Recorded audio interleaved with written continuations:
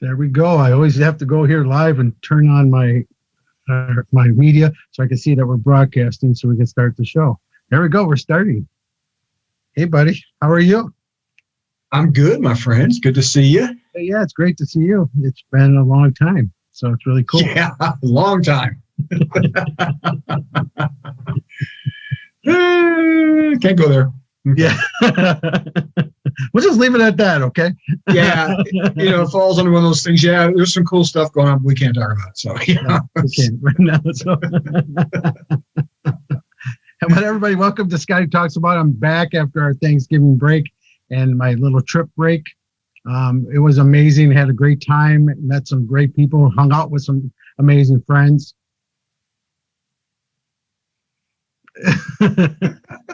But had a great time. Who would that be? Yeah, I wonder. So I got all my shows booked, everybody, this week, so everybody knows. We got shows every week except for the week of Christmas. That's the 23rd. I'm going to take off of then. But otherwise, we got some great guests. We got Bill Bean coming up. Adrian Humphrey coming up. So a bunch of people for the rest of the month. So very exciting for the month. But tonight I have one of my dearest friends, a very great friend and wonderful person in the world, Mr. Christopher Sutton, who likes Chris.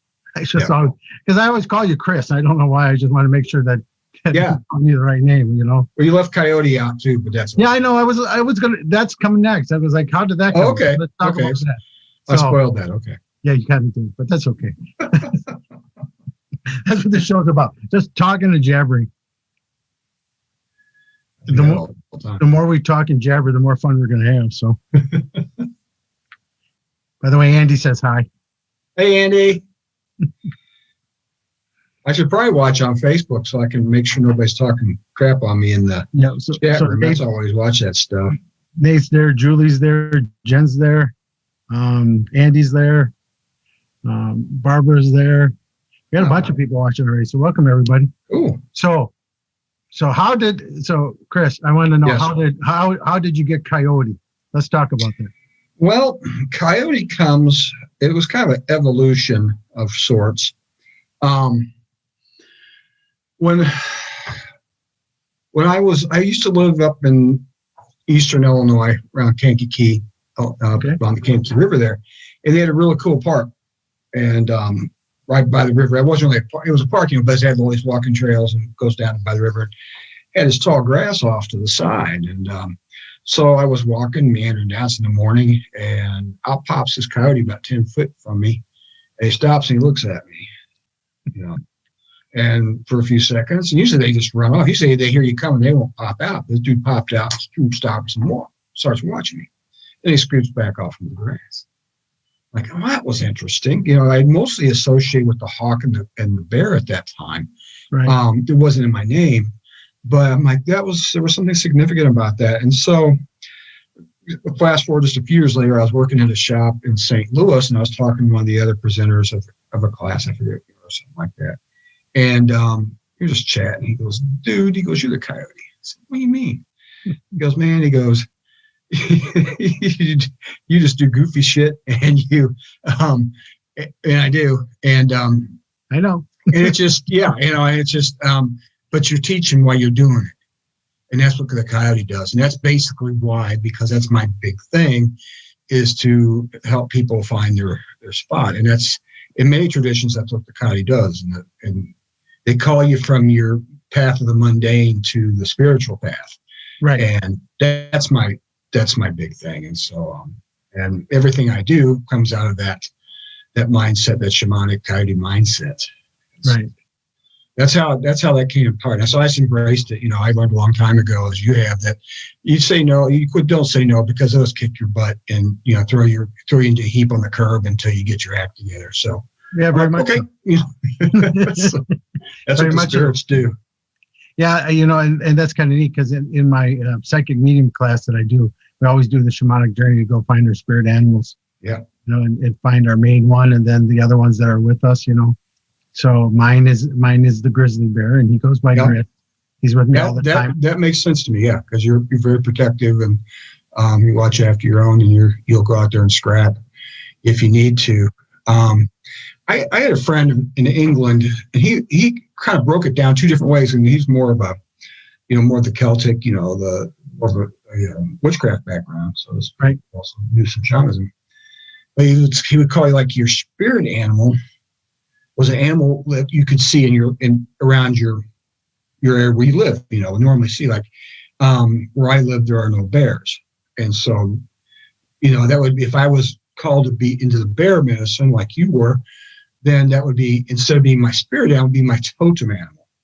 Now, right. I've never heard this anyplace else, right. Not in any of the native traditions. And like my son had dragon medicine for a while. So, again, there's no dragons that I know of living around here. Not yet. I mean, not anymore. But I know more than one person that has had the dragon in their life. And he's like, right. Comes in to raise havoc and get you moving.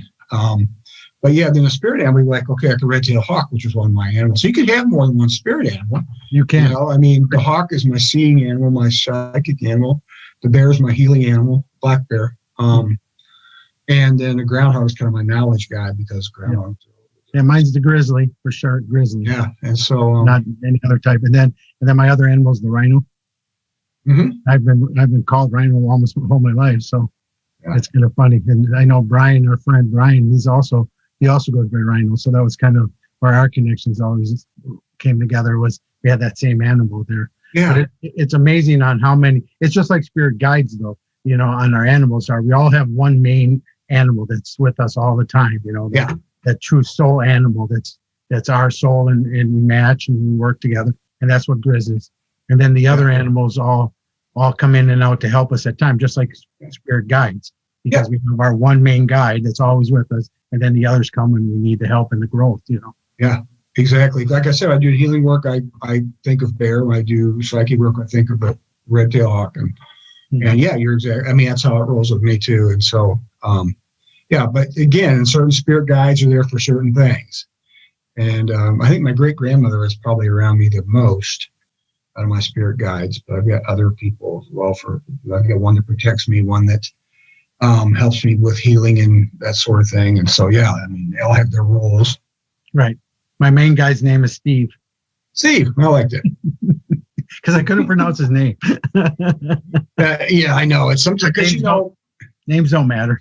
Because they come to you in ways that won't scare the crap out of you. That you can accept. God knows what they really look like, or that sort of thing. So, I've been able to figure out Steve. I mean, that's kind of cool. I know that him and I were married in a previous life. Neat. I was his wife, and he loved me so much. He wanted to come into this life and protect me yet. So he's still been with me ever since I came in, even though he came very differently at first, because I was just growing into, to blossoming, even though I've had my abilities all my life. He came later in my life, when I was ready to move forward with it, and then he just stepped up, and that's why he came in different, but he has a Greek name. And so I know in my previous life with him, we were in Greece. So that was kind of cool. So I'm very drawn there, and I'm very drawn to Scotland. So those are some of the places that I know where my past lives, are making me what I am today. Yeah, I've met one person I know for sure who I was with in a previous life. It's kind of weird, but we're friends and stuff. But it's and I have actually that whole process started when I was doing my shamanic teaching. I kept having these visions of first being upset, then second standing over somebody's body, and then more and more definition, and it fleshed out into somebody into a big scene. And when I met this person, it's like I looked at her and I said, "Oh, her face was different. It was a face that I knew." And then after a while, it changed back to what she really looks like now. Okay. And I was like, I wasn't a big reincarnation fan, Okay. It's been several years ago. But I'm like, there must be something to this. So I'm kind of, I have to give it a possibility, because that's I've saw the whole thing. Yeah. As it played out. Yeah, and what's kind of weird about that is I met another person today that I worked with when I did the events at the Riverside Theater in Milwaukee over the Halloween season. She texted me today. She goes, "Did we have a past life together?" I go, "Yeah." She goes, the moment I met you, you felt like Yoda to me. You felt like everything you said was just making sense. I said, Jedi, you are. So I was like, I had a word like Yoda too, if I'm going to be Yoda, but that's not funny. But I mean, but I've met so many more in the latter part of my life here is because of what I'm doing now. And I know that I was a witch in Scotland. I know that I had this type of thing. I know I've been a leader. I know I've been female more times than male. So I know all this stuff about me now, and this keeps coming out. And as I do that, that's when these people from my past all come in.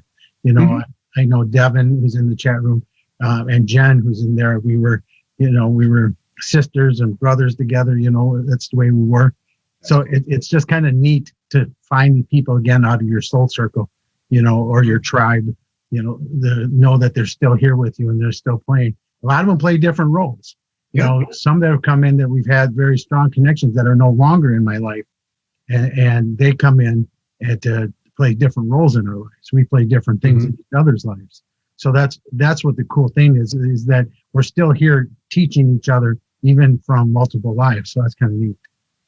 Yeah, that's a kind of soul group. Yeah, that's cool. Yeah. Yeah, every once in a while I'll meet somebody that I know I've met, and we'll talk. And it's like a chance encounter, not really, but the synchronicity cranks up, and you talk for a while, and and maybe pass some things along, and then you part ways again. So I'm going to talk about one, and I want to know if you have that same connection with, and that's why I think you and I have a connection, because of Charlie Rainbow. Yeah. Because the moment I met her, the first time ever, I was just like, I knew, I just knew that person was there. And then same thing with you. I mean, you and I, the first time we ever met, I just knew that we've been together before. We've understood each other. We're the same energies. You know what I mean? It's always been that way with you and I. So that's what's kind of cool. Well, what's interesting about us, though, is like, remember we were talking the first time we met, and we talked about, man, I knew you, but we never were at the same place at the same time. Correct. Until we met up in Mattoon, Illinois. Right. And all of a sudden, and I had the same guy, dude, I know this dude. I'd seen your picture. Yeah. Damn, he looks familiar. And that's what, those after we talked, it was just clicking, it was all, that was so crazy about it. I was like, okay, I know why, but we were both not ready for each other then yet either. We were both growing and developing our skills and our understandings. Yeah, exactly. What's so weird? This is really strange. But if I look at my picture and your picture, because the way I see him, your bookshelf runs into my bookshelf, so I look like I got one big bookshelf going, like we're in one set. That's pretty, and we're book people, and that's probably why. Yeah. At least I know I am. I figured you did. Yeah, you can't see the whole walls of them, so it's crazy. Yeah, it is. I mean, it's that's what's so cool about life if you open yourself up, is that you get all these unexpected things happen, meetings and experiences, just by saying yes. Right. Man, that's all you got to do. Is don't fight it, just say yes to it, and don't sit there and think, I'm not good enough, or that can't be. I went through that stuff myself. I'm like, that doesn't work.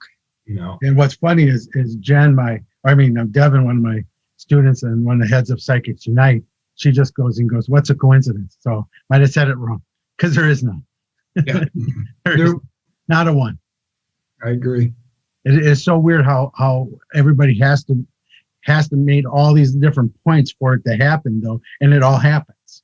That's what's so weird about it, Yeah, I mean, it's like somebody's written a novel and it's your life, Right. and and you look back and you think at the time, God, that sucked. And you look back and say, wait a minute, that needed to happen. Right. Before Julie and I got married, I was engaged once and I was married once, two different people. And then, but those all went south. So Julie and I get married. We've been married for a little over 30 years now.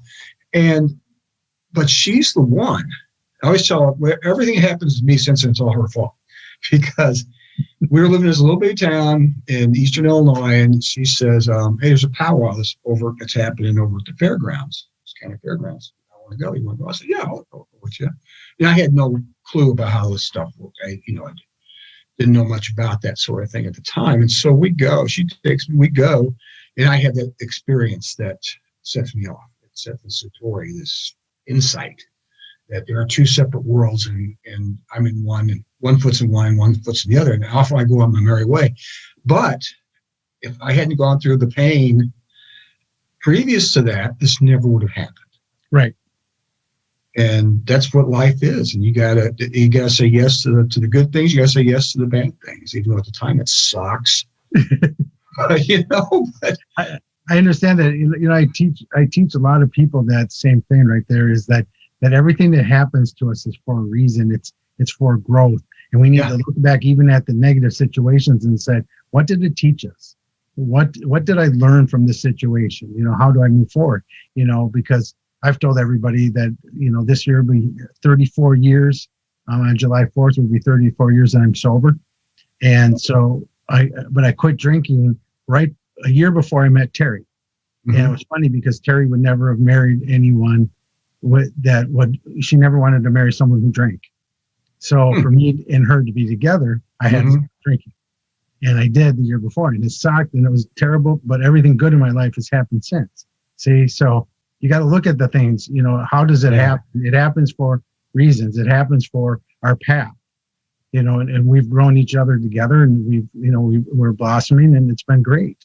Yeah. But it's true, just like you said, through that tough stuff that has to happen, but it just teaches us. I remember the last time we were hanging out. I don't know it was the last time, but before that, we were at the Sweet Dreams, Sweet Dreams Hotel bar. Yeah, singing karaoke. Yeah, we're doing karaoke and stuff. There's something strange in the neighborhood. Who you gonna call? Ghostbusters. Spooky Scotty. But I was sitting there. I remember now that you say that you don't drink, I'm like thinking, wait a minute, I did not see you drink.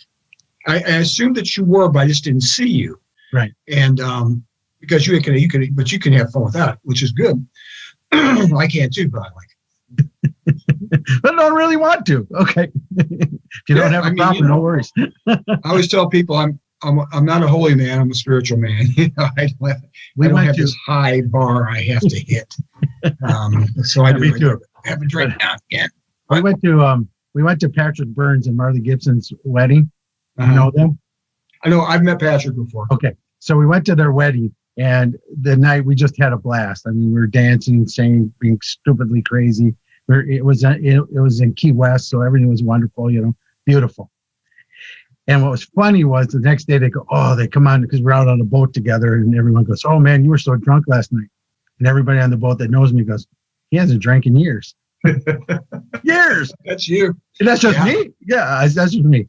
But that's the way I conquered it, was the fact that I always did the exact same things, and my roommates made me too, because they always said, you got to keep coming out with us. You got to keep doing what you're doing. You just don't drink anymore. I said, well, that makes sense. That's too often. That's in the weight loss and everything is we go to extremes. We go, okay, you got to quit, but it doesn't mean you have to quit your lifestyle. Right. It doesn't mean you have to quit having fun. It just means that one little piece is not with you. Yeah, I mean, it doesn't mean you turn into a monastic. It means that you just change your lifestyle. And when I got into shamanism, it was totally different than anything that anything I'd ever done before. And people were like, one thing that's pretty weird. But then I started getting this thinking that I should be acting a certain way because I was now, doing this stuff, carrying the medicine, so to speak, the spirit. And after a while, I got to thinking, this isn't you. And this stuff doesn't mean whether you're becoming sober or you're taking some sort of religious steps, spiritual steps, doesn't mean you change who you are. It just means that you're adding to yourself. Correct. Something that's good. And you're releasing the rest. Yeah. Mm-hmm. Yeah. So I released pain to fill this hole that I had in my heart of knowing I should be doing something more. And all of a sudden it hits me what it is. And so it augments me. It makes me more, it heals me. It makes me more myself because I'm more complete. And, and that's what it's about. It's not about becoming somebody who you're not. No. It's about accepting what it is and just being yourself. My question for you then, so how, I know you went to the drum circle, with your now wife, but how did you get into shamanism? How did that draw you into that realm? So, I mean, this is a big powwow. Actually trying to be the powwow nationals, and I didn't know this at the time until I got there. And why is this? And again, this thing about things happen to you in this little bitty county, almost into Indiana. Where is it at? It's in Iroquois County, which is about 45 minutes north of Champaign. Right. The University of Illinois. Yeah. And so, I mean, and it's got this thing's huge, all these different people from different tribes all across the United States and Canada. It's just a beautiful experience just from that. And so, so I go onto this livestock barn. They're having a warriors dance. And that's when I get that. It's where I finally hits me that there's something else in this world that I need to find out what it is. I just didn't know. Right. So I bowled out there. My daughter was like one then. I've got her in a little stroller, I'm reading. I'm lucky I didn't leave her in there. So because I was like, or in the sweat lodge. Yeah. So I'm going towards the vendors and I'm looking for somebody who sells books. And so that's how I deal with things. It's much easier now because back then there really wasn't internet. This is like 27 years ago. So I get to the booksellers and I'm looking. I don't know what I'm looking for. I have no clue. And I just know it has to be sort of a Native American kind of thing because that's what they're selling anyway, because it's a Native American event. Right. And I looked at this one book and I'm like, this is it. I grabbed it and I bought it. It's called Black Elk Speaks. And so I read that. And Black Elk was a Lakota medicine man and many other things. So I read, and he talks about the spiritual tradition, Lakota Sioux. And so I'm like, and they pray with the pipe, the Chinook pipe. Right. Like, it would be so cool to smoke the pipe with somebody, just to be part of like a ceremony. Right. And the universe hears these types of things, as you know. And so I'm reading, this little magazine comes out of Chicago called the Monthly Aspectarian. So it's a metaphysical magazine. And I don't know if they still print it or not, but I'm thumbing through it and looking at events and whatnot. I just don't know what I'm looking for. And it's one of the lads says pipe circle. It's in one of the southern burbs. And which I wasn't too far from this. He has a phone number, I said, so sure. I call him up and I said, hey, can I come to the pipe circle? They said, sure, you can come to the pipe circle. So I show up and I meet my first teacher. And that was, for me, I mean, that was a leap because I had no idea. Right. Who I was going to hang with. I had nothing. I mean, I had no clue. The person on the phone sounded nice. And so I meet my first teacher, who's a female pipe carrier. And so that's where I start. I mean, and that's my first 6 or so years I was in the Lakota tradition before I changed to that. To CWIS, which is Sacred Breath Medicine out of the Pacific Northwest, right, United States. But it was how I got started. That's cool. But I want, it's kind of weird just kind of talking about it, but that's something that Terry, when Terry put together, from everyone's voice about Psychics Unite, that's the same thing that we're trying to do with the psychic abilities is so no longer do you have to go searching and finding and stuff. We're right there for you. We want to be there for you. We want to help you find the same things. And that's why I want to always offer to you, we would love to have like a shaman, and that type of stuff in our group too. So, well, I had, because I think I talked, the last time I saw you guys, I think not last time, but, one time I was talking, and Terry and I kind of talked about a little bit. But, I mean, and I was thinking about then, and then the rush of the time and everything, happens. But, I'm very interested. And if I can be of service, I'd be happy to do it. That'd be great. Yeah. So because Jen and Devin are in the chat room, so we'll get a hold of Chris here, and we'll be able to talk to you about it. But for everybody else at home that's watching, please, we just started our own YouTube page on Psychics Unite. Please come on and subscribe for us. We love it. We're trying to get our stuff out. And then Jen and her husband, Steve, are creating our new website for us. So we're very excited about the new changes that are going to start. And hopefully we'll get that up soon for everybody. But yeah, we would love it. And because I know of the medicine too, because Terry's been very strong in this. I think she talked to you about it last time. Yeah. Someday we'll get to tell about the last time. Someday we'll talk about NDA bill, and then we'll go from there.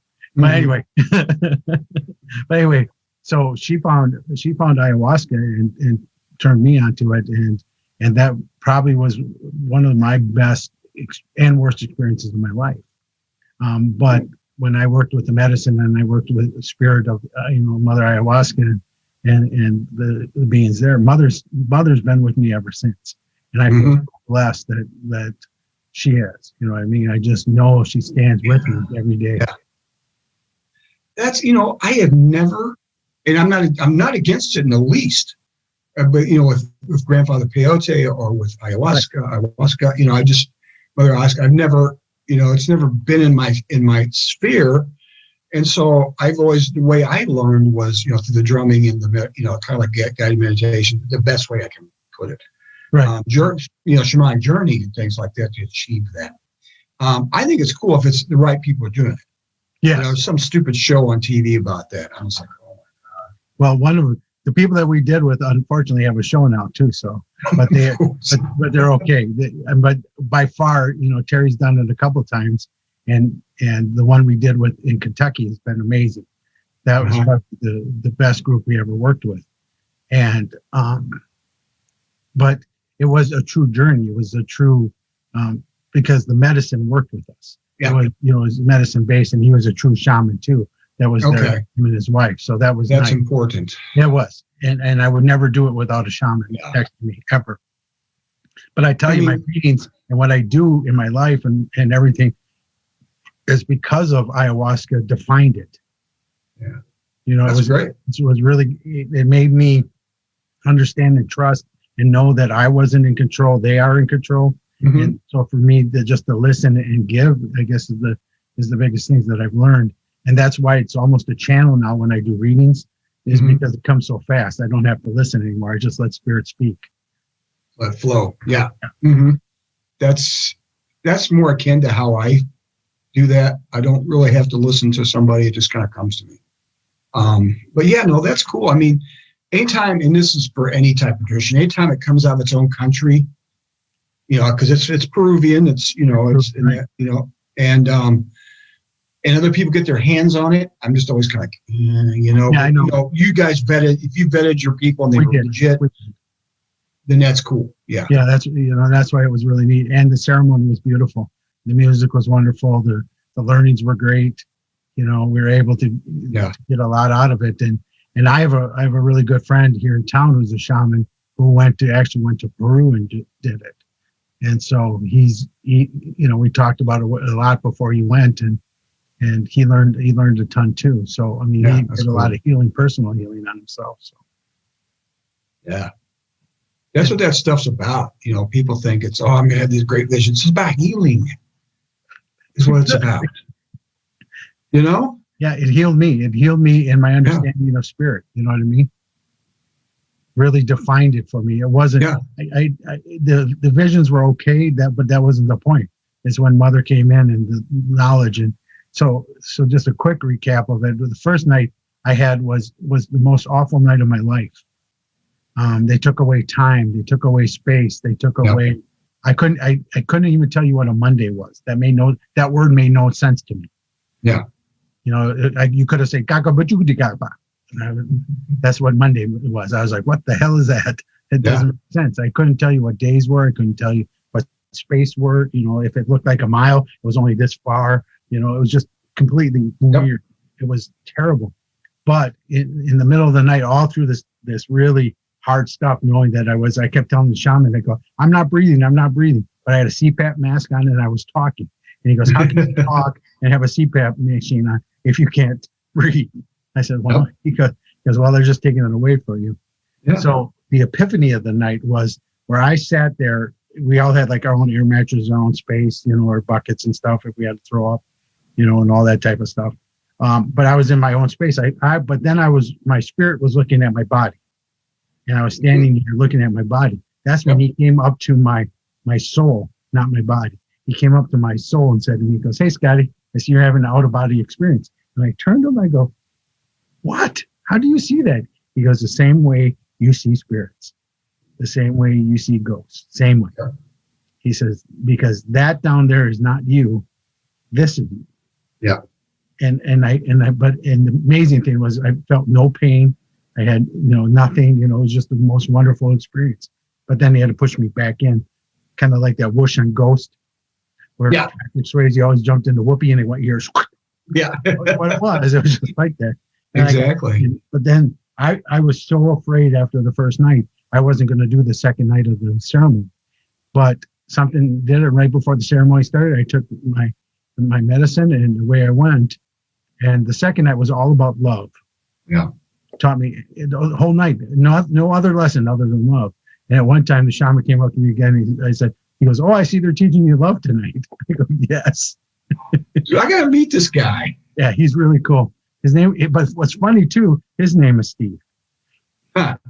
So there we go. That name is somewhere in my lexicon somewhere for how many Steves are showing up in my life. So yeah, but he was pretty amazing.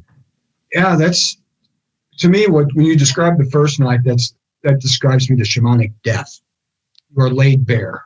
Okay, right. And you have to really examine who and what you are. Correct. And this is where you leave behind all the petty bullshit stuff and say, no, those are little things. Right. I have bigger fish to fry. But it's hard because one of the hardest things about these paths is that you have to be so damn honest with yourself. You can't hide any bullshit. Right. I do. I go to a therapist occasionally. Yeah. Just to make sure that the screws are tightened and stuff. And it's like, and I don't mind admitting, I'll tell anybody I do that, because that helps keep me whole. Because the outside life will do everything it can to interrupt and to foul up your journey. And you have to. That's part of the journey is to be able to shut that stuff out. The guy who taught me the Mohegan Indian taught me the psychic stuff. And he lived in Chicago. His name was Gunn. And so he said, if you can't do your medicine work in the median of the Dan Ryan Express at rush hour, you don't have it yet.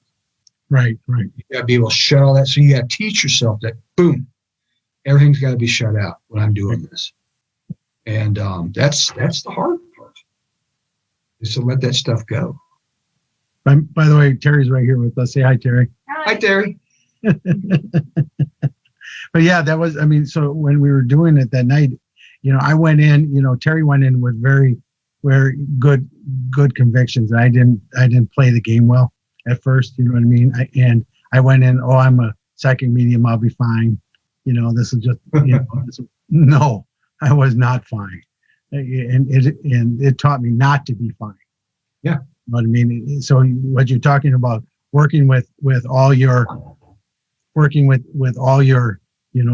your truths and your not truths, and but that's why I said that's how it defined me as a medium, because I listened, I took their advice, I understood what they were trying to get at through this, and that's why they're still with me, is because I still believe in it. You know what I mean? I feel it's still positive to me. Yeah. And it's like that's how you got to be. And as you know, I don't know everybody else. I got all these tattoos. I know. I didn't start getting these until a few years ago. It's my scarification ritual. I've got the bears right here.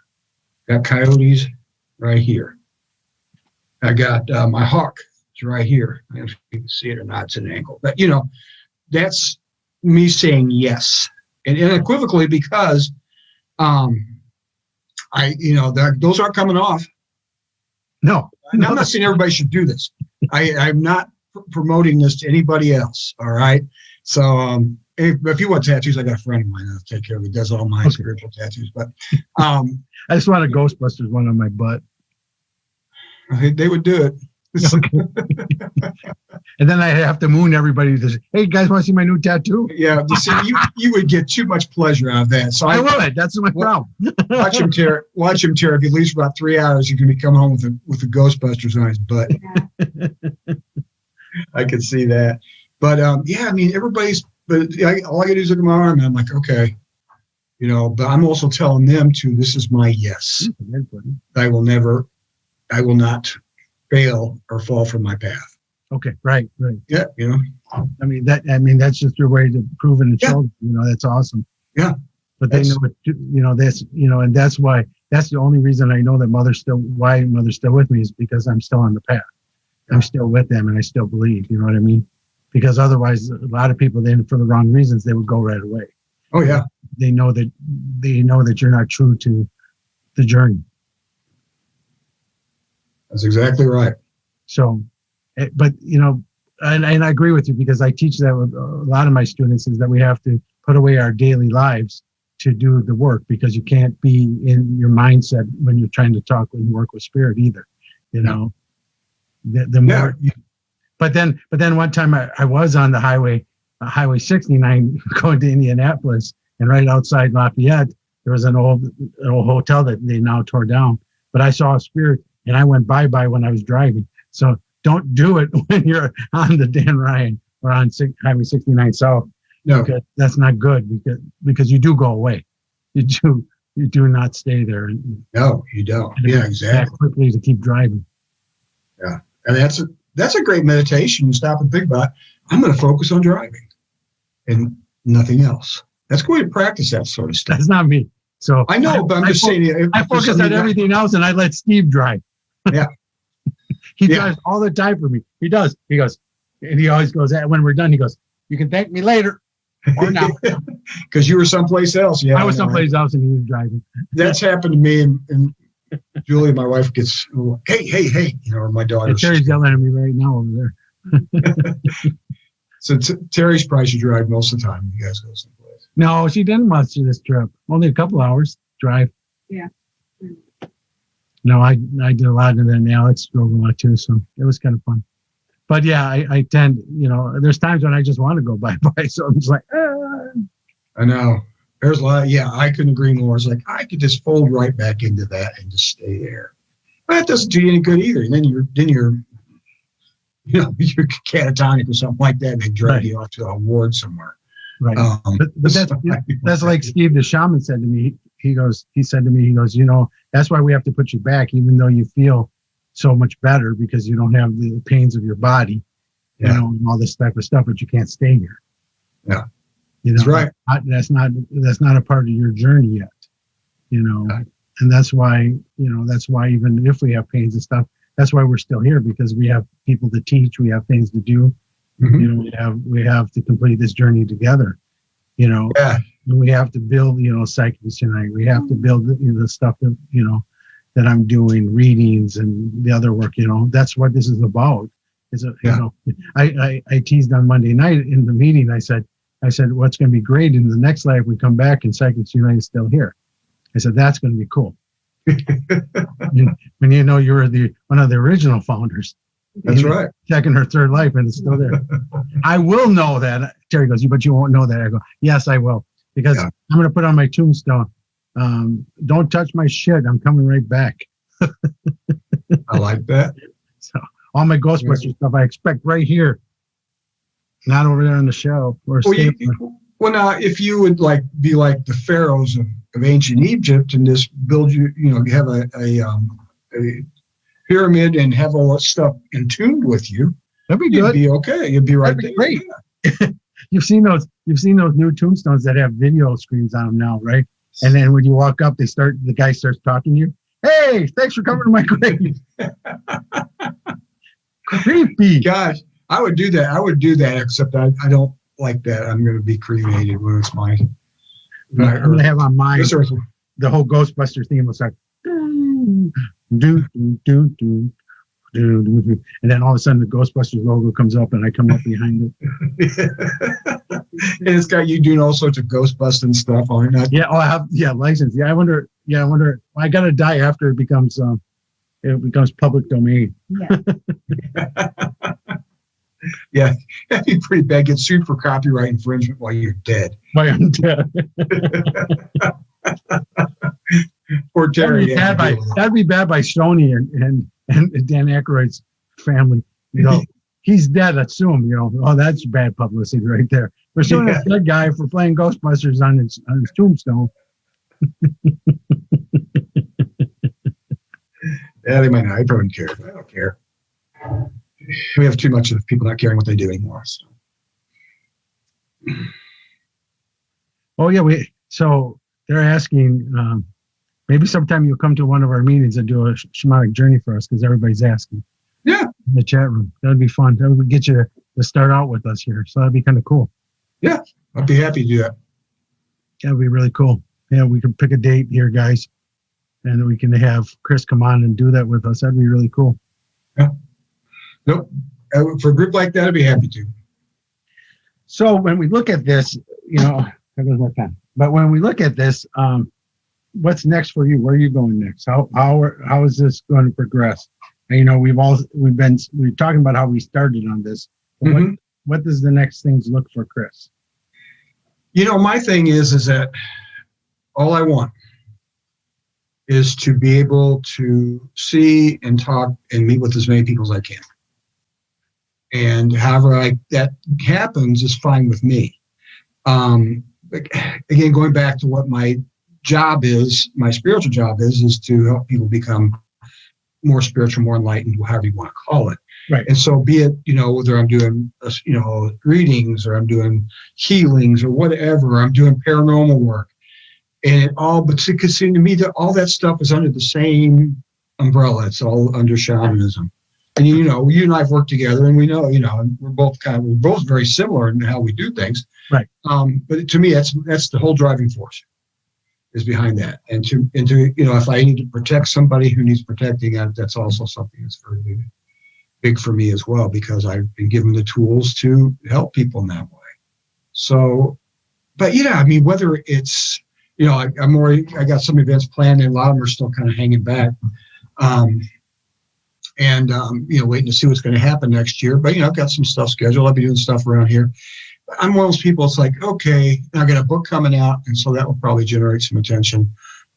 Actually, it'll be out this month later, I hope. This depends. But, I'm cool either way, It's prosper. Yeah. My buddy, Mike Ricksecker of Haunted Road Media is publishing it, so. Oh, good. Yeah. So hello, Mike. He was on the show not about a month ago. Or was he? Mike's great. Go to Psychics Unite YouTube page and you can watch the episode with Mike right there.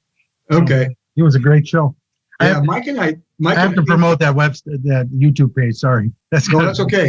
Going forward, we have to get going bigger here. Yeah, you got to take whatever chances you can to promote. Right? Since Mike was on there and his video's on the page, come and watch it. Yeah, come watch it. Yeah, I agree 100%. And Mike, it's worth it. I know. Mike's awesome, by the way. I love him. I've been on Mike's show a couple of times, and actually, he and I just did some filming together for a documentary. So, cool. I've done some doc work recently too. So, and that's cool because it's not because I want all this fame and fortune and glory and all this other stuff. That's not what I'm looking for. I like to help people. I like to have fun. Right. Doing it. And so, as long as I'm doing that and I'm not, losing the house over it because I'm spending too much money. I do get paid for events. And so I usually, if I break even or make a little bit, I'm cool, Right, I don't let my promoter know that, but it's kind of how I am. That's the same thing we were talking about, though, is everybody, all the things that I have coming up.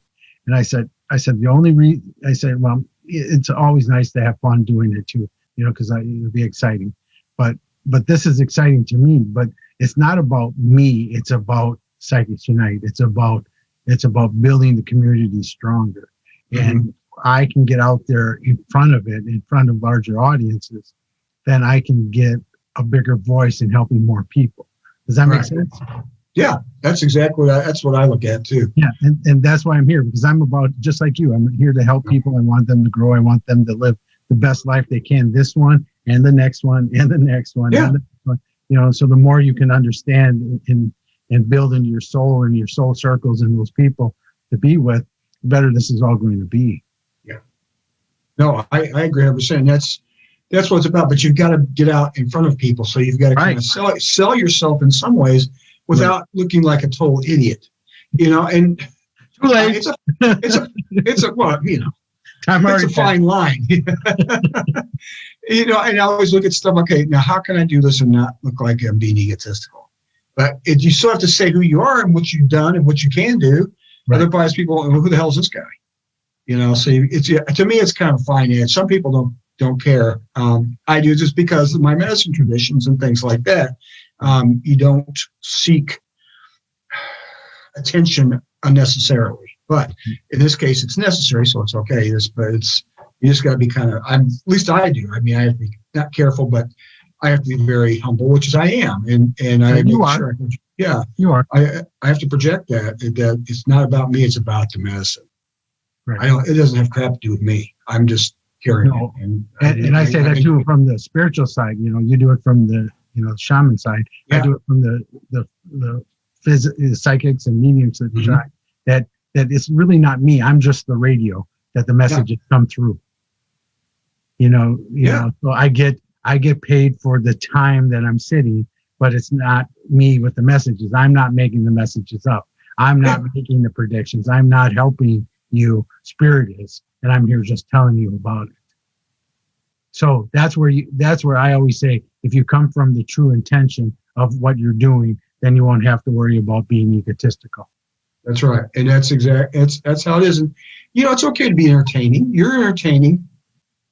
I try to be entertaining with people because if you get people interested in what you're saying, and you just can't be very Devil's dishwater and say, this is how it's going. You got to be emotive. And because whether you're giving a presentation to 100 people or 1,000 people, you're talking to one person. Right. You got to put your heart into it. I've done stage work in the past, and I've been in bands and stuff. So I have no problem being on the stage and being the one everybody's looking at. But when you're entertaining with people, it strikes home. Right. Exactly. Gesturing, if I'm putting emotion in my voice, it's true emotion. And then, man, that strikes. It strikes a chord with people. Yeah. Terry and I used to do improv comedy, right? Who's that? Terry and I. Yeah. Yeah, we used to do improv comedy. We had our own comedy. How do you? Yeah. And that's cool. And we were kind of talking about it before, and I forgot about it before, and when you brought it up again here. But the thing that improv comedians always do is always say yes, and then they say and.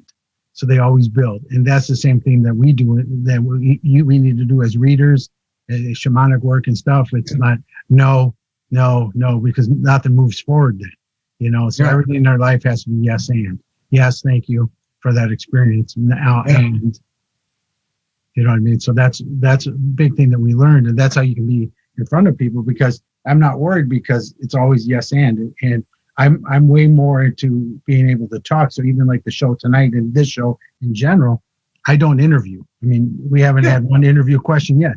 It's just you and I talking. Yeah, and that's the way they're supposed to be. Yeah. But too many people come up with 10 questions and then their show is done. Have you been on those shows where they list their 10 questions and you answer them, and then they're like, all right, good night. Yeah, like, but I talk so damn much that it, as long as it's an hour show, we're cool. So if I get through 5 or 6 questions, how'd you get in the start in shamanism? Can go 15 minutes easily. So I can talk an hour. But yeah, and you're talking about how, I remember, and it's funny how it works. You sit down to talk to people, to work with people, and weird things happen. I mean, I've had people walk up to me. I'm like, no, you're not ready for and I'm not saying this out loud. Right. You're not ready for what I have to say. I can tell you're here to have your fortune told, which I know do. So I'm like, I can kind of get, I feel that, that I don't think we mesh correctly. Why don't you try my friend down there? And one time a lady sits down, and I saw her. I had seen her come in. She came in with her mother and her daughter. Okay. We had this generational thing going. This lady sits down, gives me money. I start throwing the cards out, and I'm like, I'm just nothing. Not a thing. No, and the cards to me just help me tell a story. Right. And because they come up as they're supposed to, like, oh, okay, yeah, that makes sense. And it's like, but it was dead.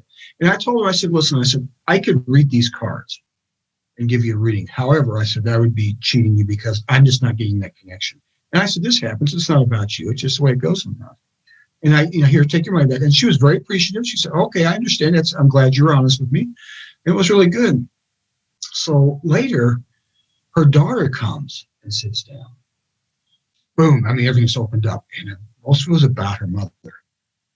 And she needs somebody to reaffirm that she was okay, and that, these things were going on was not about her. It was about her mom's issues, and that she was a good and capable person. It went really well for her and for us. And then later on, the grandmother comes by my table, looks down, she kind of looks around and goes, "Thank you." I'm like, okay, now I know what happened. Yeah. Spirits, no, Right. Because I would have caught all that and it would have messed up the reading with the door. Yep. I've been at shows where I'm sitting with this person and my other friend is another reader sitting right next to me. We're booths right real close. And about a minute, 2 minutes in both of our readings, we both started about the same time. We turned each other and went, yeah. We go, okay, guys, switch. We charge the same thing, so it's the same thing. It's just like switch, and then the readings went great. And we're dying. It's like the wrong tape. The energy's crossed because that's how we cross the stream. They crossed the stream. Yeah. It's funny you're talking about, and I remember there's these 3 ladies in Iowa. I go these things up in Iowa sometimes that my friend Kelly McCarville puts on, and there's 3 of them. So I'm like, okay, which one of you has the eye right now? It's a Stygian witches or something. And I'm just like, how do you do that? Because they all read at the same time, same person, same time. I take past, I take present, I take future, and they just switch off. Right. And I guess it works. They have people coming to see them. It's like you see so many different things like that. I can't imagine it. I'm like, But see, that's what makes it so awesome to me is that every one of us reads differently. Yeah. Exactly. When you and I work together, we get the same messages, but we read different. Mm-hmm. You get different nuances of. You identify a central issue, and then we both have our nuance, which are both right, because there's all these different entities involved and whatnot. So, yeah, when you and I have worked together, it's always been it's so cool because we're always on the same page. Yeah, I don't think there's been a time when we weren't. You know what I mean? And that's what's so amazing about it. But our messages are different. Right. Exactly. The ideas, but they all pertain together. That's what the crazy part is. Mm-hmm. You know what I mean? And it creates. That's what's so cool to me is the fact that the messages and the things are the same, even though we're different. And it's just incredible to me. It adds more texture to the explanation of the situation. When you have different.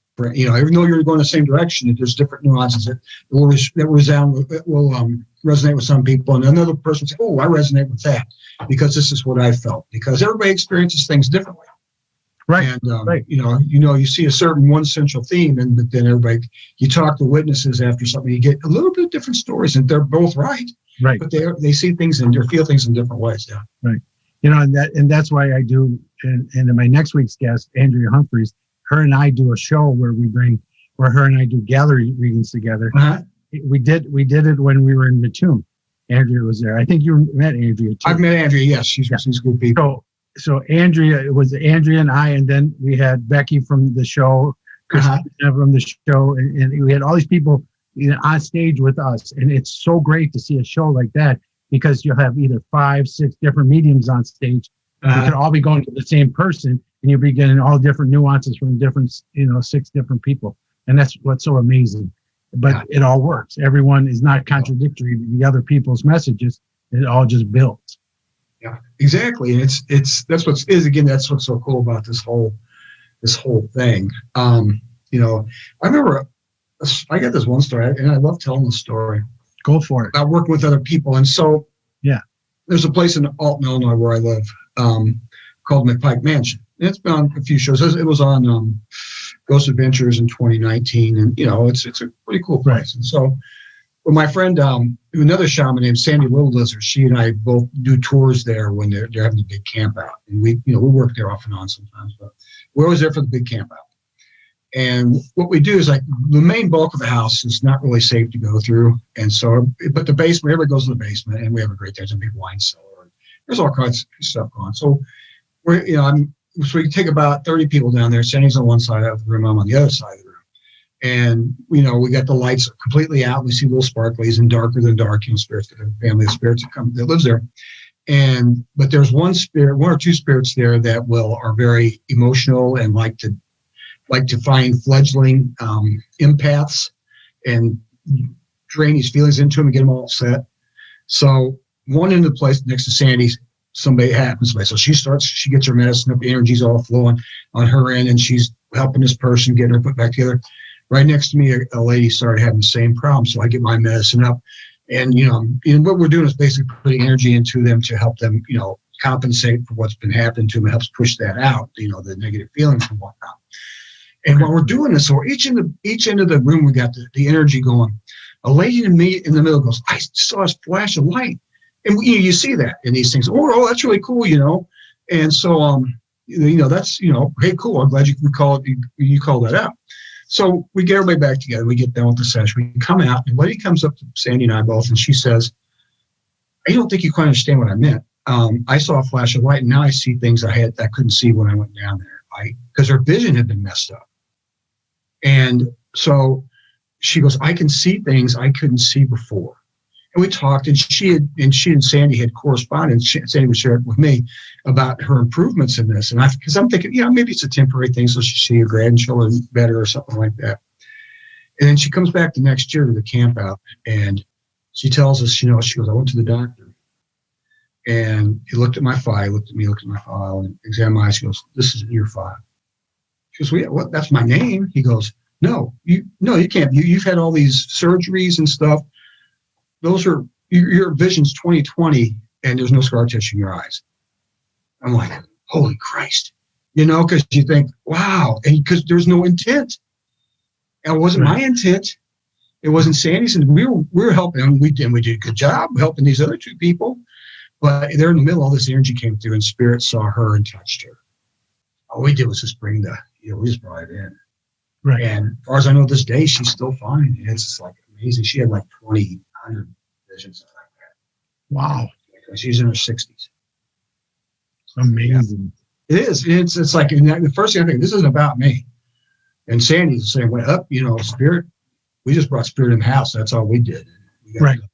That's all we do. Yeah, exactly. That's exactly what we do. And that's the tough part, is when you believe that, when others, people that are in this and said, I did this. Yeah. You did nothing. I've heard it too. I've heard a bunch of times. Me too. I'm like, and I kind of like, I'll stay away from this person.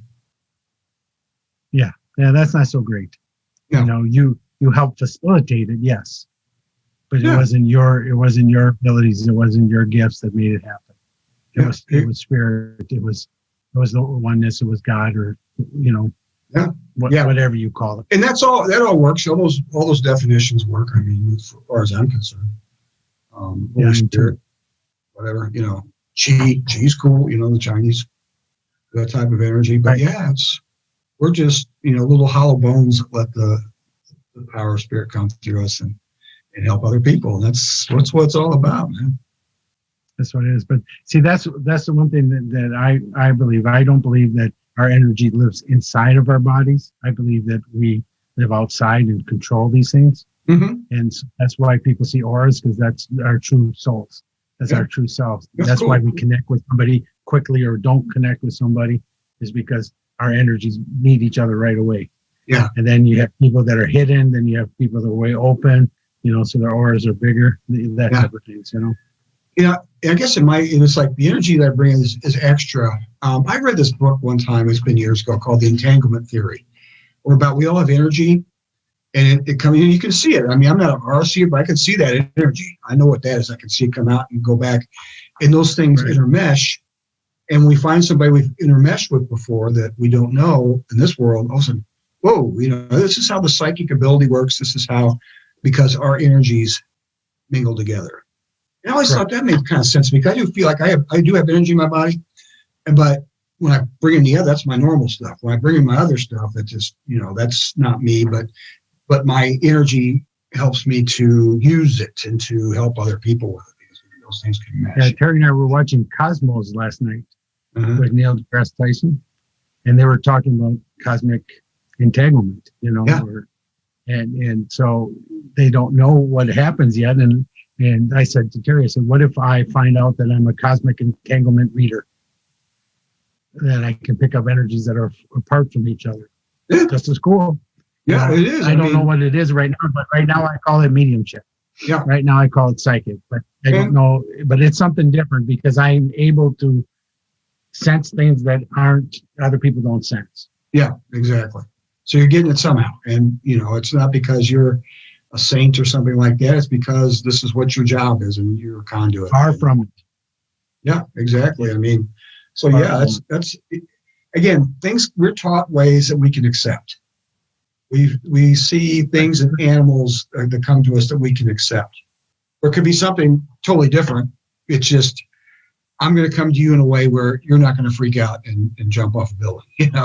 I'm going to come to a way that's in your belief system, at the fringes of your belief system, that make you feel that this is something of a revelation and it's something more, not that's going to scare the hell out of you. I know we're close, but do you mind staying a little bit more? No, not at all. Okay. There's no other show behind us on Shadow Hunters Paranormal page, so we'll just keep going, everybody. Everybody, what should we? Because I want to get into the little bit deeper one, and I know. I always say I'm a recovering Catholic, which I am, because I'm a spiritualist now. But, and I know from this, and I want to know from the shamanic side, about evil, because and you and I have been in a place where we had it, but I don't believe in the D word. No, I don't either. I just don't. Okay, you don't either? And most of the shamans, I believe, don't, correct? No. There are some traditions. By the way, I mean demon. Yeah, exactly. There are caricatures in some traditions of demon-like creatures, but that's not what they are. They're not something that came out of the pits. Things, people do bad things. Yes. Spirits can do bad things, as in life, so in death. Some are more powerful than others for various reasons. Their spirit was powerful. They're in a place where there's ambient power they can suck up, like we've been in before. And it makes them more powerful. There's many different things. But, I read about these cases where, people smell the sulfur and stuff. I've never encountered anything like that. I've encountered some pretty nasty things.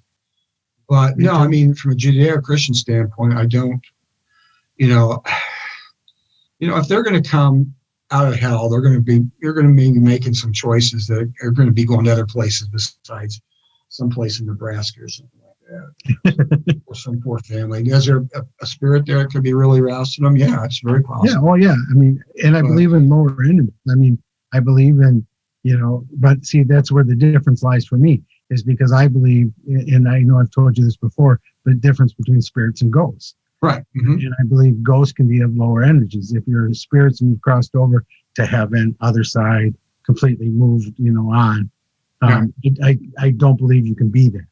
So, but if you're in the lower energy and you're stuck here on Earth and you still have those emotions, you still have those things, and you're picking up that negative emotions, sure, that's going to feel like that. And I do believe people get possessed, and it's because they're in that lower energy themselves. So they're taking in the lower energies there. So is that truly a demon? No. But I just don't believe that. I just don't believe in a place called hell. I just don't. I don't believe that there's anything in that realm. But I do believe that there are nasty people here on Earth. I've investigated a lot of places with very nasty people. We've been together at a very nasty person. Yeah. Yeah. I believe that 100%, so when you look at those type of things, it's just weird because then it takes away free will too. Yeah. And I'm very big on free will too. I don't believe that, the old thing of where our exact life is charted and this is what we must do and all this kind of stuff. I don't buy into that. Now some people feel that way because of what happened when they were growing up or whatnot. Psychologically, that they feel that they're broken and will never be fixed. My daughter's into all these serial killer shows, and so these podcasts, and we were driving to where we were driving and back, 10, 13 hours each way. We listen to these shows, and it's like they talk about, and I actually have a degree, an associate's degree in criminal justice. I was going to be a cop one time until I had to figure out that I had to wear a uniform or shift work. I'm like, no, I'm not doing that. So I went into something else, got a degree in, bachelor's in something else. But yeah, I mean, this nature versus nurture stuff and all these kind of things. But you look back and see what happened to these people. If these guys were ghosts, they'd be hell on wheels, right, to deal with, because they already had that ugly energy in them anyway. And then they find some place that's got a lot of ambient energy to it, or holy ground or something like that, or a vortex or a portal or something like that. They could really cause a lot of damage. And possessed, like you say, they could do all sorts of things. No, that's not demon qualities, certainly from the old texts, but not demon in and of itself. People used to throw that word around and asking for trouble, just in the very fact that that's empowering. If I'm calling you a demon, I'm giving you extra energy. That's the last thing I want to do. You don't want to give that spirit that energy. That's for sure. Yeah, I want to feed the lion. So yeah, I mean, just stay away from that. But yeah, it's interesting because it's hard to tell exactly what's happened, because it's hard to get a straight story from those ghosts. Right. They don't, because they don't have to live with. They don't have to live in that love. They don't have to be the honest, which you are when you cross all the way over and become a spirit. Those people, and the difference right away. People say, how do you know the difference? I said, if they come across with love, a ghost is not going to come across with love. No. Pure love. Not pure, right. Yeah, and you can, what the difference is. And that's what ayahuasca taught me that night too, was a pure love. And we've asked, and see, the other thing is that there's energies of spirits that have never been here on Earth. Mm-hmm. Oh yeah.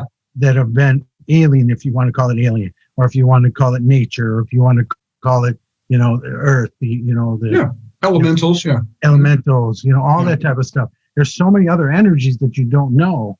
Yep. And a lot of things that some of the more devious ones can make you feel like there's demons and that type of stuff, but it's not. And as investigators and mediums, if we fall into that, then we're not there to help the people. No. And that's the part too. That's what I always get upset about. Yeah. It's always like, one thing I just don't like is when and I don't think, most of these teams don't mean to be this way, but they show up, unpack their stuff, do their thing, find something really nasty there and say, oops, this is pretty rough. Oh, good luck. And they pack their stuff up and they go home. Because they don't have, they don't know how, they got some nice evidence maybe, but they leave the people hanging. That's why, to me, a complete team has people who can do different things. And you need to have somebody that has, some sort of mysticism experience or mediumship or whatever, to be able to work with what's going on. Right. Yep, I agree, and that's the tough part. So there's not too much. Oh, Robin says smart pants.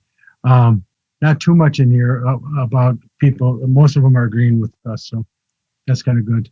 That's cool. Yeah, Devin completely. Jan agrees. Yeah. And that's what I want people to, and then people doing the work. A lot of times mediums will jump to conclusions, or they'll jump to the things. And I always ask, I said, well, that person's mad, so they must be a demon. How do you jump from mad to demon? But how can you go from anguish to mad? You know what I mean? How do you find, there's so many nuances in that same emotion. Mad's in a lot of things, you know what I mean? Yeah. So where is it in that realm? And if people get EVPs that say, oh, get out, how do you know that spirit didn't have a trach in life, or if that's the only way it could come through? It's the only wave it caught that could make its message come through. So that type of thing. So we put too much on it. We need to spend more time with the message and the feeling that they're trying to give us than the words, than the sounds and the direct feeling all the time. You're exactly right. What you're talking about is empathy, and we just don't need it in that realm. And I totally agree. You were talking about that last time we were together. And I had never really formed that sentence or that complete thought. I mean, it's probably tickling around there. I'm like, that's it right there. He's exactly right. But yeah, I mean, you can have empathy with it, whether it's a spirit or a human being. Right. You don't know why they're coming off the way they're coming off, why they're speaking. You have to, instead of, we feed into our egos get bruised, and so we're going to, this is a bad person. No. Stay in there, quit thinking about what you're going to say or how you're going to interpret, and just listen for a while and feel and allow, because your mind shuts down. You quit, being open, you close up, and then you miss so much.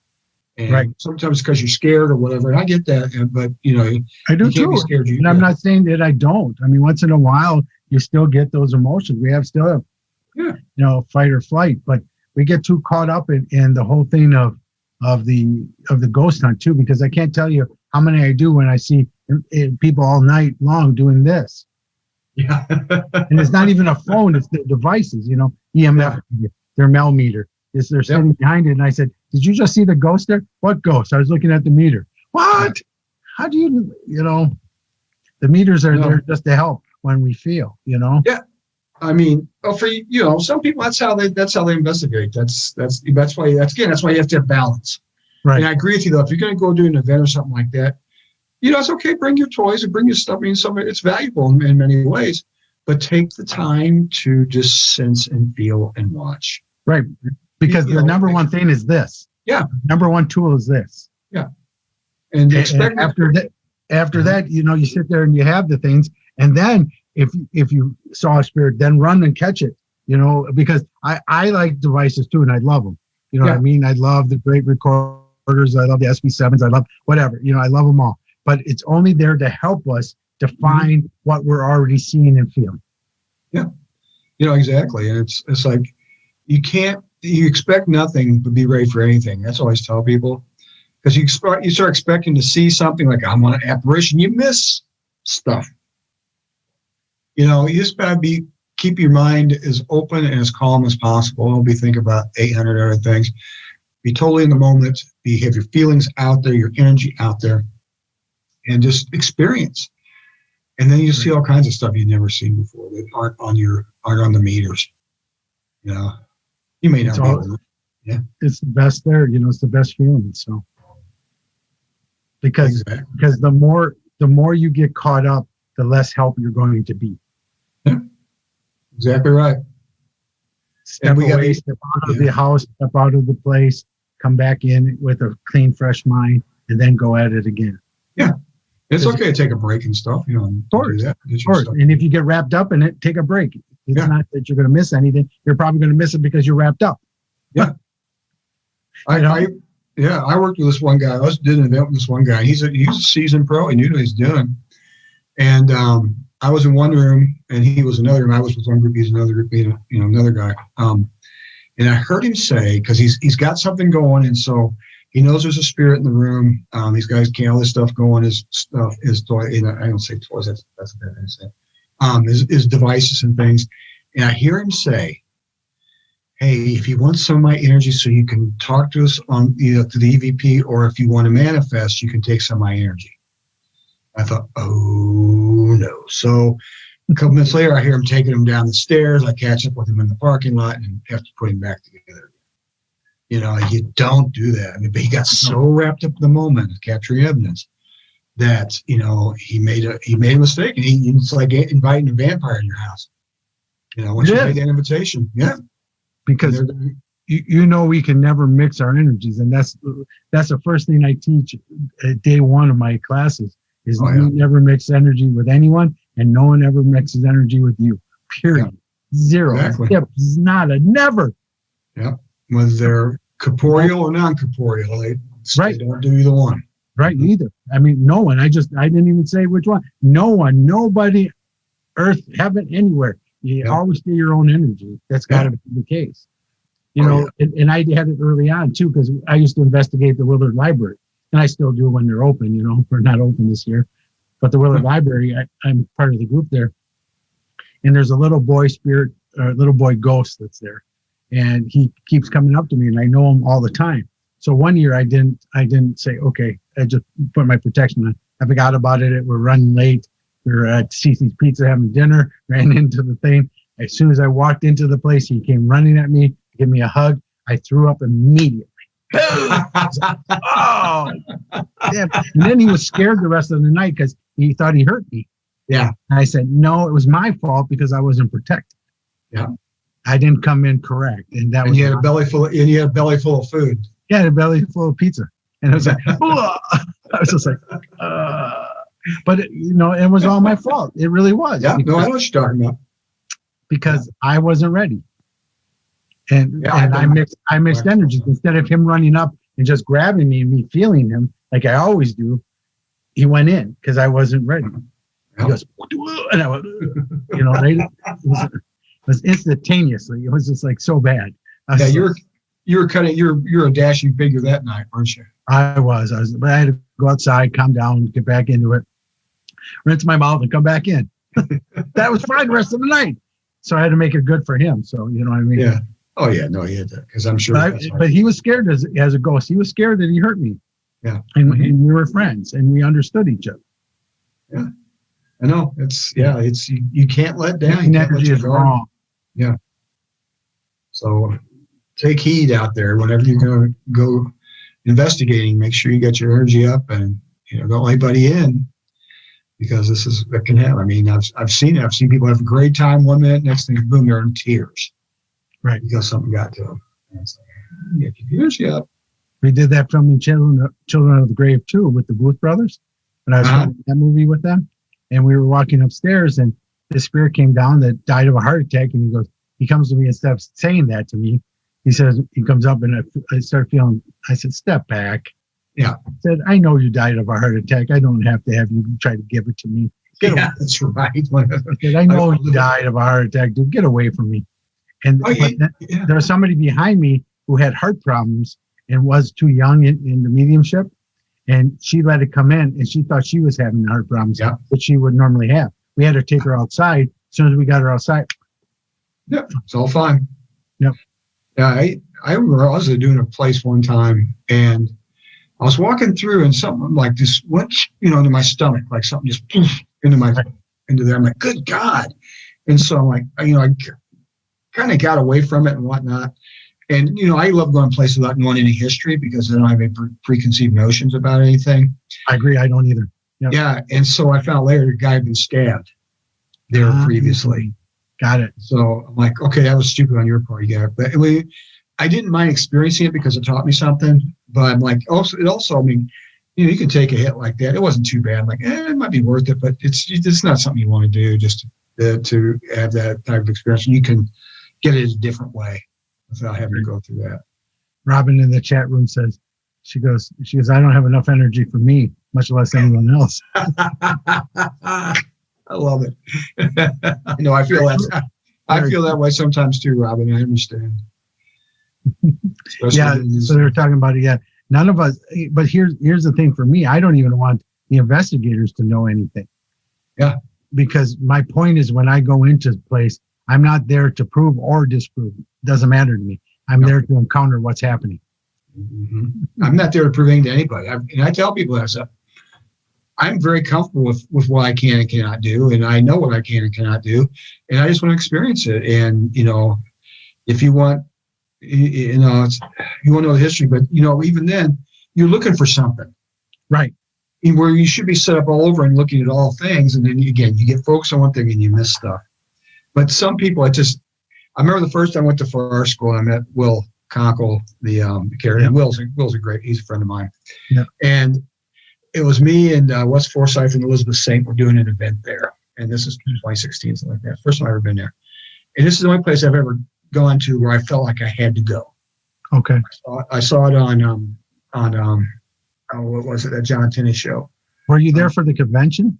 No, it wasn't a convention. It was an investigation. So I was there a couple of years earlier than you because there was a convention there. I think it was in 2014. I went there. It's an amazing place.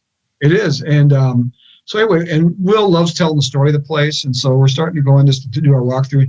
He starts to launch into it. I said, no, we don't want to know. And he was so disappointed. And I still tease him about it to this day. And I've been up there like 3 times now. I love going there. And we went to that place, and I went with Shadow Hunters, whose page we're on right now. Yeah. And we went to that, and I can't even remember. Oh, Keith Age is in the room. Hey, Keith. Hey, Keith. How you doing, man? Anyway, talking about Keith real quick before we get going. Keith and I are doing a psychic experiment Please, it's on my page. It's on my Facebook page. Please hit Keith up. He'll give you the cost and all the room information for the event.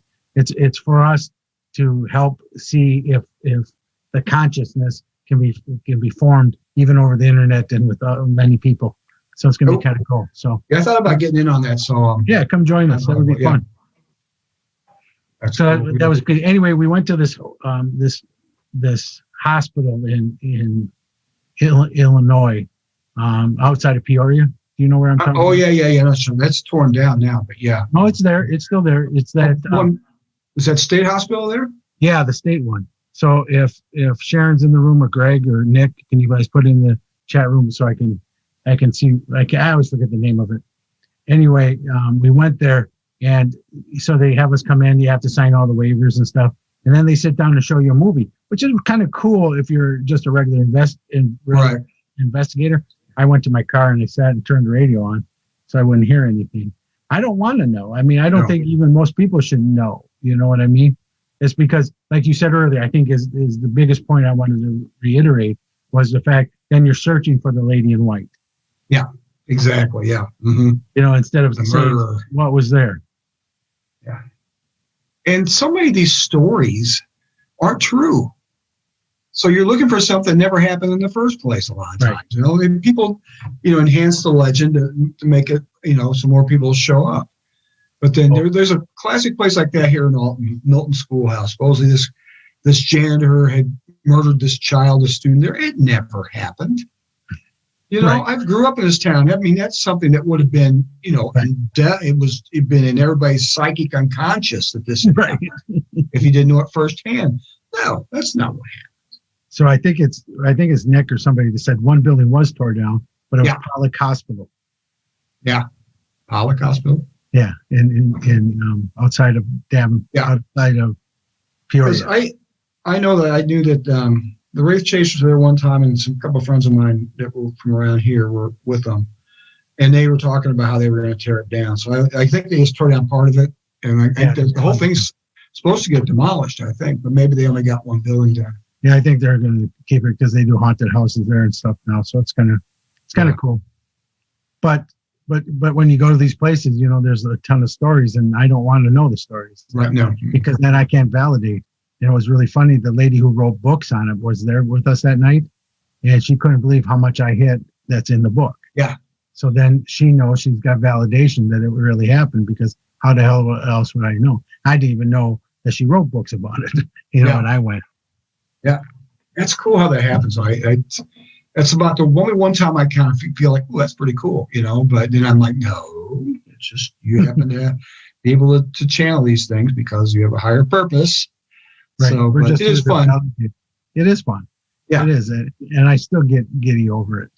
When you get the same things or you say the same thing that you get on a voice recorder or something like that. That's kind of funny. It's it's amazing that happens that way.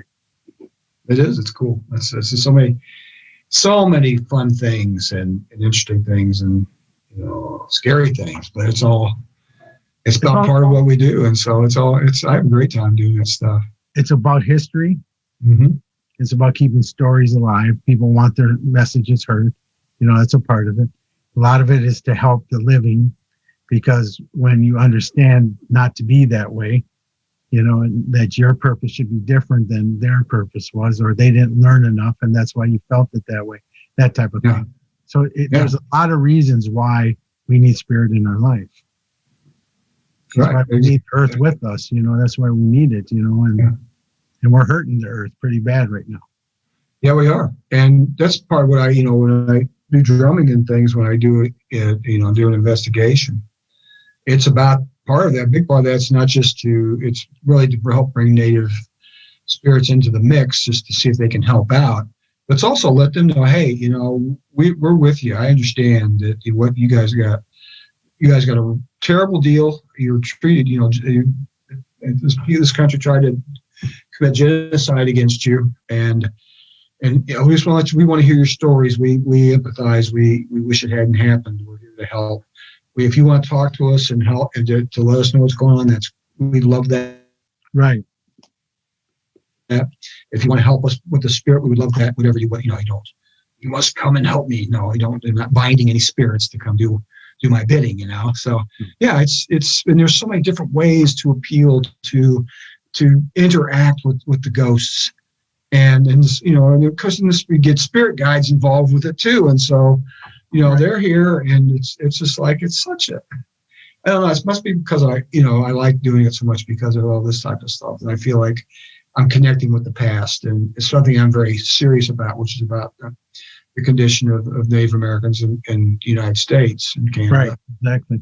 And so, yeah, anything I can do like that to help the dead spirit, the ghosts and the living, or if I can, I will. And that's very important to me, because I'm very thankful for all the teachings I received from the Native folks. And so, yeah, it's kind of my way of giving back.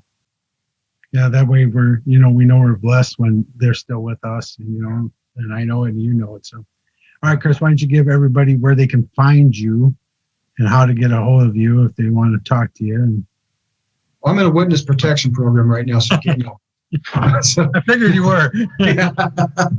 My mom's chasing me. You can't talk about that. Okay.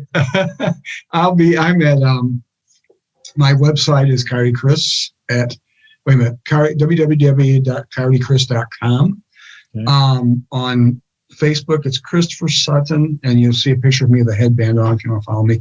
Or my page, where personality page, whatever, is Coyote Chris Sutton.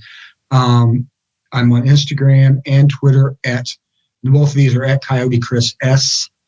I'm starting to shape up. I do have a book coming out towards the end of the month. I have a CD that you can get. You can buy merchandise on the website. That's one of those necessary evils, I guess. I feel kind of funny about it, but just in case people want them. So you can get all that information there. Looks like next year I will be going. I don't know. Everything's such a up in the air because of the COVID thing. But I'm going to be at the Michigan Paracon. I'm going to be at the Dead Con in Fort Wayne, Indiana. I am too. All right, good. Okay, we'll get to hang out. In May, I'm supposed to be in Covington, Kentucky, at the Universal Energy Expo. Okay. So yeah, I've gotten this event will be up on my website. I'm kind of holding back on putting stuff on there just to wait and see what happens. I'll be at the Hinsdale House in Hinsdale, New York in May with Chris and Bill Reap, and so cool. That should be interesting. That should be fun. I love. Yeah, it will be. I'm a part of. I run Bill's Central United States groups for him, his paranormal groups. So I love him. Yeah, Bill's a good people. He's got good people that in his groups too, and so that's very impressive. So yeah, I mean, things are kind of coming together. Who knows what the next year will bring? Right. I'll be on a couple of documentaries coming out for sure. I am on IMDb as well. I got into that, and so I'm like 211,000. On the list. I'm something like. But it does say you can kind of check out what I've been and things like that, and so I find out where to watch. That's awesome. And we'll promote your book, and we're at Psychics Unite when it comes out, so we'll get that for everybody, and we hope to have you over there. So everybody, remember, please go to psychicsunite.com, and that's coming soon. But also go on to YouTube at Psychics Unite and subscribe and join us. A lot of these shows will be on there, and most of the shows from Shadow Hunters goes on there too, so you guys can watch us there too. So that's coming. And then remember, December 11th, we're having the psychic experiment with Keith Age and myself. So please join us there. Keith's Facebook page, hit him up on Facebook. He'll send you all the information on that. My birthday is next Monday. So you guys, I'll be after my birthday for the next show. So I might not be at Psychics Unite next Monday for a while because I go out to all the places that offer free dinners. So I get a free dinner here, free burger there, free ice cream here. I go from place to place to place to place all night. Yeah, you got it listed out too, I'm sure. I do. I got it all planned. I know where I'm going. That's cool. I love that. So come over there. You can always find me, Scotty Rorek. Just Google that, and there's 60 pages of me on Google. I Googled myself once. I was like, holy heck. Yeah. I do that kind of stuff. I like look at images, and okay, what images are out there? I've seen stuff on there before I didn't know was that I didn't know there were pictures of. You know, what's so funny is, I have this up right with all the chat room in there so I can see everything. And what's funny was when I said, okay, and then I said the name of the website, it came up and stopped all of the things because it listens to everything. I said, yes, Overlord, thank you for listening to me. That's fine. But hey, I'm looking forward to the Psychics United. I'm glad you. I think that'd be great. We'll talk about a shaman page, that you can be kind of the group leader for us there. So the shaman questions and shamanic journeys and that type of stuff, we can all do it through there too. That'd be awesome. Yeah. So my email address is coyotechris1957@gmail.com. So and I'm always really good about answering people's questions and things like that. But Jen, everybody, make sure you guys write that down for me. Otherwise, we're gonna have to watch the show and get it over. Figure it out all the way through. It's at the end. It's right at the end. Okay, guys, thank you guys so much for watching this week. Next week, one of Chris and I's friends, Andrea Humphreys, will be on here. Another psychic medium. We'll be talking with her next week. So see everybody soon. Thank you, and have a good night, everybody. Thank you. Say good night, Chris. Good night, Chris.